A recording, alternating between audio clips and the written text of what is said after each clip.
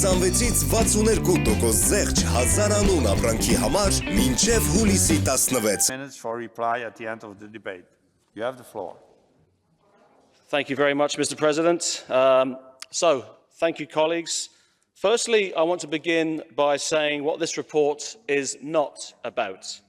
It's not about the wider political situation between Armenia and Azerbaijan. I've been given a very specific mandate to talk about the Lachin corridor, and that is what I focused on in this report. I also need to briefly talk about terminology because a number of amendments seek to remove the term Nagorno-Karabakh. I oppose these amendments because the term Nagorno-Karabakh has always been used in all previous reports and indeed is being used currently by the Monitoring Committee, and I believe my report should be consistent in this regard. So, colleagues, I was asked by my committee to investigate the issue of free and safe access through the Lachin corridor. The committee recommended that I visit both Armenia and Azerbaijan, and crucially, that I travel through the Lachin corridor to see for myself. While I was able to visit Armenia, I was regrettably not invited to Azerbaijan, and I was denied access through the Lachin corridor. Now, there's no small irony in this event, given that the government of Azerbaijan has consistently insisted that there's no problem accessing the corridor. I could not get access. Colleagues, the key finding of my report is that there is neither free nor safe access through the Lachin corridor, and indeed this is in line with the judgment of the International Court of Justice and indeed the interim measures from our own court here in Strasbourg. So why do I say this? Well, because this is the clear message that I've consistently received from people living in Nagorno-Karabakh, from NGOs operating and working with people exiled from Karabakh, from senior medical staff at the hospital in Stepanakert/Kankendi, who explained that the only way that patients are being transferred to Armenia is through the corridor was via the ICRC, and that this method has been shut down now completely for over a week and was also shut down for a number of weeks in April and May. Colleagues, please think about this. How can Azerbaijan tell us there's free and safe access through the Lachin corridor when they themselves admit that hospital patients have to use the services of the ICRC to travel? How can this be described as free access?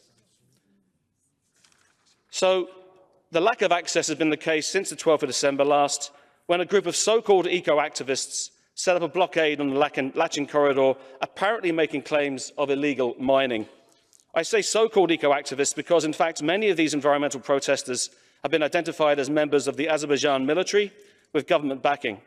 Some of them are members of the Grey Wolves, an extreme fascist group, and all of this has been documented in the British Parliament by a Conservative MP, Tim Loughton, on the 24th of January of this year. Colleagues, there is a growing humanitarian crisis in Nagorno-Karabakh, and the current situation is simply not sustainable for the local population.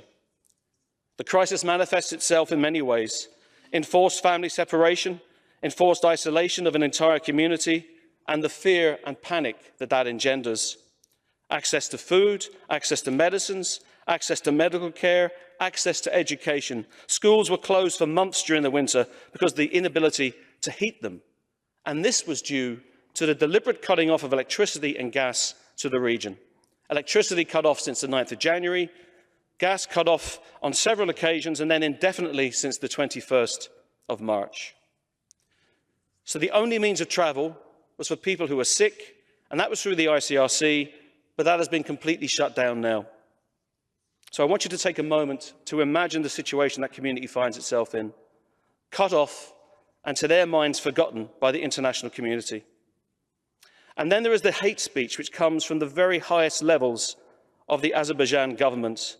President Aliyev himself has referred to the population of Nagorno-Karabakh as the contemptible, loathsome and hated enemy. He also made a speech in Lachin itself just a couple of weeks ago, and he sent this message to his Armenian neighbours. He said, "Let them know that we can see Armenian villages from here.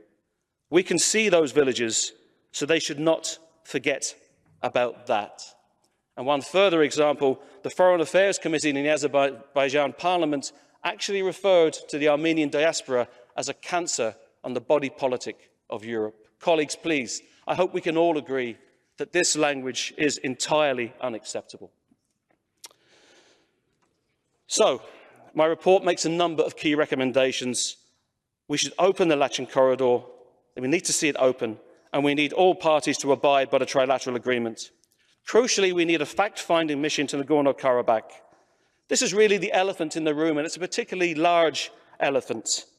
No one, I can't get access through Lachin, but neither can our Human Rights Commissioner, neither can the UNHCR, neither can UNESCO.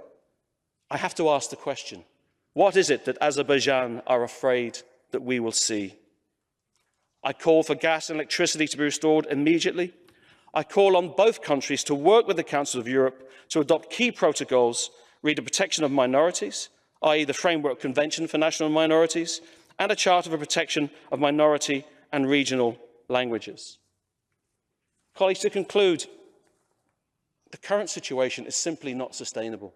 There's actually been no access for food or medicines or anything for over a week now.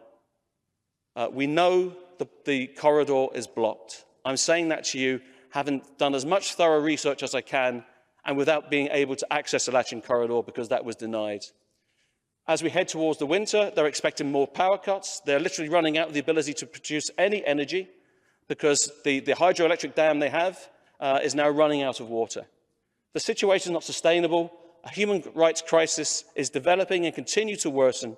We need the support of this entire Assembly, and I ask Azerbaijan and Armenia to do everything in their power to address this situation, to help those people on a humanitarian basis and build a better future for everyone. Thank you.